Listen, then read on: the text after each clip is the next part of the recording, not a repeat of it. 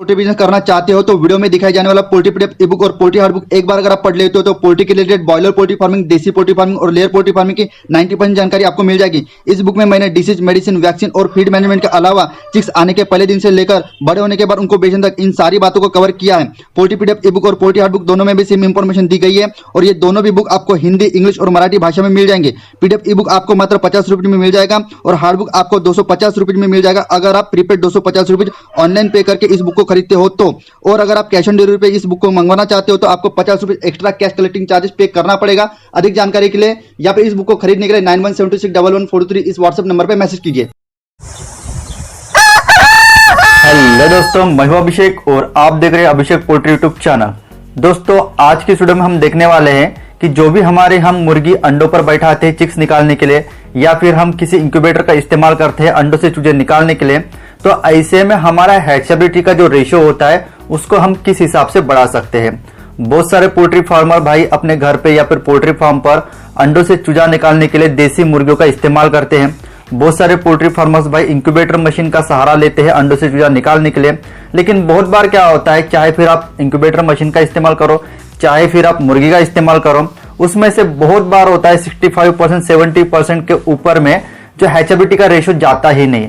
ऐसे में जो हमारी मुर्गी होती है अंडों पर हम बैठाते हैं या फिर जो हमारी इंक्यूबेटर मशीन होती है, ऐसे में हम कौन सी गलती करते हैं कि जिसकी वजह से जो हमारा हैचेबिलिटी का जो रेशियो है वो बहुत ही कम आता है। आज के वीडियो में आपको ईच एंड एवरी पॉइंट समझा कर बताने वाला हूं। आज के वीडियो में आपको 6 पॉइंट्स क्लियर करा के देना वाला हूं और अगर ये 6 पॉइंट्स पर आपने अमल किया तो मैं गारंटी लेता हूं कि अगर आप 100 अंडों का हैचिंग करना चाहते हो तो उसमें से कम 95 चिक्स निकल ही जाएंगे। तो आज का वीडियो काफी ज्यादा इंफॉर्मेटिव होने वाला है, इसी वजह से आज का वीडियो आपको अंत तक के लास्ट तक के जरूर देखना है। दोस्तों, सबसे पहले एक पॉइंट को आपको गौर से सुनना है, उसको समझना है और समझने के बाद अगली बार जब कभी भी आप मुर्गी के नीचे अंडे लगाओगे चिक्स निकालने के लिए या फिर इंक्यूबेटर मशीन में चिक्स के लिए अगर अंडे लगाओगे तो इस बातों को ध्यान में रखते हुए आपको आपका मैनेजमेंट करना है। सबसे पहला पॉइंट, टैलेंट स्टॉक में मुर्गा और मुर्गी का जो रेशियो होता है वो सही होना चाहिए। सही होना चाहिए मीन सेंस, जितने भी मुर्गे आप इस्तेमाल करते हो उनमें मुर्गी का रेशियो प्रॉपरली होगा, तभी जाकर अंडे आपको फर्टाइल मिलेंगे। कहने का तात्पर्य यह है कि अगर आप 20 मुर्गियां रखते हो और उसके पीछे सिर्फ और सिर्फ आप एक ही मुर्गा रखते हो तो ऐसे में आपको अनफर्टाइल अंडे बहुत ज्यादा मिलेंगे, ठीक है। और ऐसे में फर्टाइल अंडे और अनफर्टाइल अंडे मिक्सअप में आप अगर मुर्गी के नीचे लगाते हो तो ऐसे में आपको जो हैचेबिलिटी का रेशियो आता है वो बहुत ज्यादा कम आता है। उसके पीछे कारण ये की है कि जो भी मुर्गा और मुर्गी एक सेक्सुअल एक्टिविटी करते हैं या फिर मेटिंग करते हैं, ऐसे में एक मुर्गा पूरे के पूरे 15 से लेकर 20 मुर्गे के साथ प्रॉपरली मेटिंग नहीं कर पाता, ठीक है। तो प्रॉपरली मेटिंग ना कर पाने की वजह से मुर्गी तो अंडा दे देती है लेकिन हर बार वो अंडा फर्टाइल होगा या फिर उस अंडे में जो भी मुर्गी का स्पर्म होगा उसके चांसेस बहुत ज्यादा कम हो जाते हैं। तो प्रॉपर रेशियो क्या है मुर्गा और मुर्गी का? अगर आप देसी पोल्ट्री फार्मिंग की अगर बात बोलते हो, देसी मुर्गियों में चाहे कौन सी ब्रीड क्यों ना हो, चाहे फिर वो डबल FG की हो, सुवर्णधारा हो, ग्राम प्रिया हो या फिर डीपी क्रॉस हो, कम से कम 6 से लेकर मैक्सिमम टू मैक्सिमम 7 मुर्गियों के पीछे आपको सिर्फ और सिर्फ एक मुर्गे का कम से कम इस्तेमाल करना ही करना है, ठीक है। मैं आपको बिल्कुल भी रिकमेंड नहीं करूंगा कि 10 मुर्गियों के पीछे आपको एक मुर्गा इस्तेमाल करना है। कम से कम 6 मुर्गियों के पीछे आपको एक मुर्गा तो इस्तेमाल करना ही करना है। इससे कि क्या होगा कि जो भी फर्टाइल अंडों का जो रेशियो होगा, जो मुर्गियों से आपको फर्टाइल अंडे मिलने का जो रेशियो होगा वो बढ़ जाएगा। ऑब्वियसली बात है, अगर आपके अंडे ही 100% फर्टाइल हो गए तो सीधी सी बात है, प्रोसेस आप फिर इंक्यूबेटर मशीन की इस्तेमाल करो चाहे फिर प्रोसेस आप देसी मुर्गियों को अंडों पर बैठाने की इस्तेमाल करो, आपके अंडों से चूजे निकालने का रेशियो 100% ज्यादा होगा। समझ आएगी बात। उसके बाद पॉइंट नंबर 2, गर्मियों में 6 दिन और ठंडियों में 12 दिन से ज्यादा पुराने अंडों का चिक्स निकालने के लिए इस्तेमाल ना करें। जी दोस्तों, बहुत बार क्या होता है, सीजन को देख के ही हमें अंडे हैचिंग के लिए इस्तेमाल करना होता है। जैसे कि अगर ठंडियों के मौसम जिस हिसाब से अभी चल रहा है, आप ज्यादा से ज्यादा 10 से लेकर 12 दिन पुराने भी अंडे इस्तेमाल करते तो कोई इशू नहीं है। लेकिन गर्मियों के मौसम में आप 10 से लेकर 12 दिन पुराने अंडों का इस्तेमाल हैचिंग के पर्पज के लिए करते हो तो ऐसे में आपके अंडे फर्टाइल होने के बावजूद भी आपको हैचिंग का रेशियो, हैचेबिलिटी का जो रेशियो बहुत ज्यादा कम मिलेगा। तो ऐसे में गर्मियों के मौसम में मैक्सिमम टू मैक्सिमम 5 से लेकर 6 दिन पुराने अंडों का इस्तेमाल बिल्कुल भी नहीं करना है। 5 से लेकर 6 दिन के भीतर के अंडों का इस्तेमाल आपको हैचिंग पर्पज के लिए करना है, चाहे फिर आप उसको इंक्यूबेटर मशीन में लगाओ, चाहे फिर आप उसको मुर्गी के नीचे में बैठाओ। ठीक है। पॉइंट नंबर 3, अगर आप इंक्यूबेटर मशीन का उपयोग करते हो तो मैनुअल और सेमी ऑटोमेटिक मशीन का इस्तेमाल करने के बजाय फुल्ली ऑटोमेटिक इंक्यूबेटर मशीन का इस्तेमाल कीजिए। जी हाँ दोस्तों, इसके पीछे का पहले कारण समझ लीजिए, तब जाकर आपको यह पॉइंट क्लियर होगा। देखिए, मैनुअल मशीन और सेमी ऑटोमेटिक मशीन में क्या होता है कि बार बार अंडों को रोटेट करने के लिए आपको जो भी इंक्यूबेटर मशीन का जो डोर होता है उसको ओपन करना पड़ता है।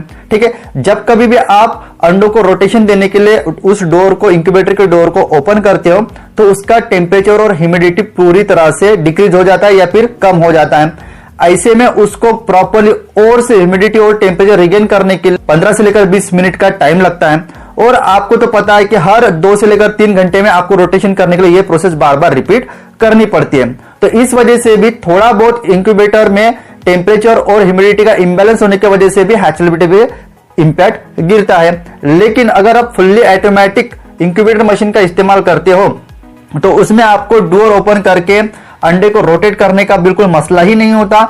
इसके वजह से ह्यूमिडिटी कम होना या फिर टेम्परेचर कम होने जैसे प्रॉब्लम बिल्कुल भी आपको फेस करना नहीं पड़ता है। इसी कारण से आपका जो हैचेबिलिटी का जो रेशियो होता है फुल्ली ऑटोमेटिक इंक्यूबेटर मशीन वो सबसे ज्यादा होता है। इसलिए मैं आपको रिकमेंड करता हूं, अगर आप इंक्यूबेटर के माध्यम से ही अगर चिक्स निकालना चाहते हो अंडों से, भले ही चाहे फिर वो 100 कैपेसिटी वाला इंक्यूबेटर मशीन हो, भले ही वो 200 कैपेसिटी वाला इंक्यूबेटर मशीन हो, लेकिन आप थोड़े से ज्यादा पैसे खर्च करके फुल्ली ऑटोमेटिक मशीन का इस्तेमाल कीजिए। पॉइंट नंबर 4, अगर आप चिक्स निकालने के लिए मुर्गी को अंडों पर बैठाते हो तो ऐसे में आपको ब्रूडिंग मुर्गी का इस्तेमाल करना होगा।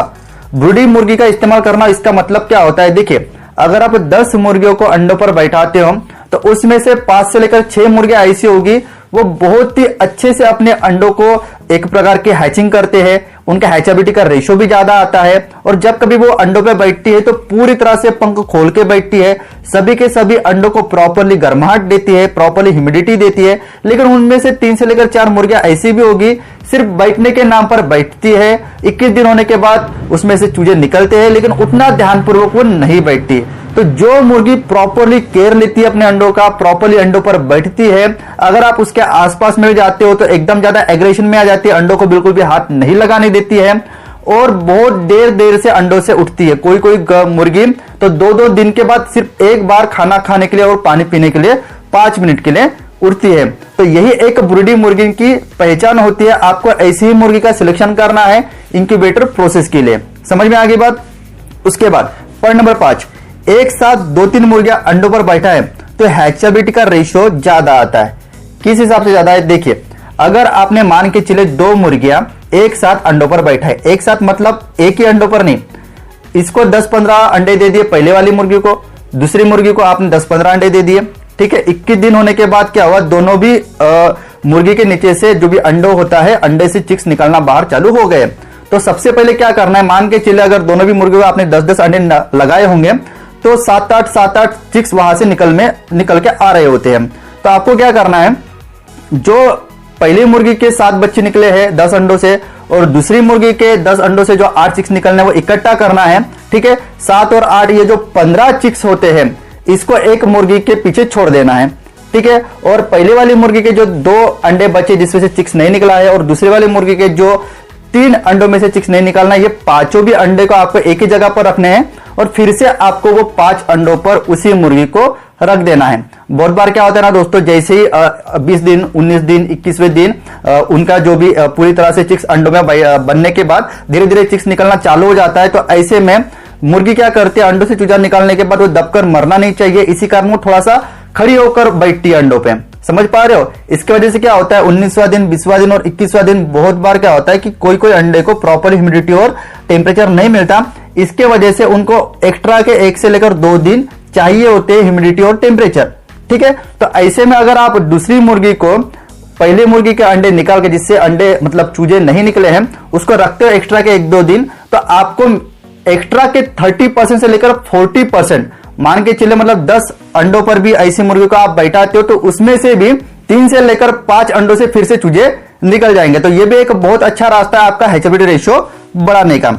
उसके बाद पॉइंट नंबर 6 और सबसे महत्वपूर्ण, अंडरवेट और अंडर साइज अंडों को हैचिंग के लिए इस्तेमाल बिल्कुल भी नहीं करना है। जी हाँ दोस्तों, अंडरवेट का मतलब होता है जो अंडा बहुत ही वजन में हल्का होता है, और दूसरी बात अंडर साइज का मतलब होता है जो आकार में बहुत ही छोटा होता है। तो ये दोनों भी प्रकार के अंडों का आपको हैचिंग पर्पज के लिए बिल्कुल भी इस्तेमाल नहीं करना है। जहां तक कि मैंने ये दोनों भी अंडों का हैचेबिलिटी का रेशियो देखा है, 99% फेलियर होता है। इस तरीके से आप पहले अगर इसको रिमूव कर देते हो तो ऑब्वियसली बात है कि हैचेबिलिटी रेशियो तो आपका बढ़ेगा ही बढ़ेगा, सीधी सी बात है। ठीक है, तो ये जो 6 पॉइंट्स मैंने आपको समझाकर बताया, ये इंक्यूबेटर मशीन में, साथ ही साथ अगर आप देसी मुर्गियों को इंक्यूबेटर पर्पज के लिए, फिर हैचिंग पर्पज के लिए इस्तेमाल करते हो, तो 6 पॉइंट्स को भी अच्छे से अमल में लाइए। मैं गारंटी लेता हूं कि आपका हैचेबिलिटी का रेशियो होता है वो ज्यादा आएगा। इसी तरह का पोल्ट्री का नॉलेज वीडियो में मिलता हूं नेक्स्ट वीडियो में। जय हिंद, जय भारत।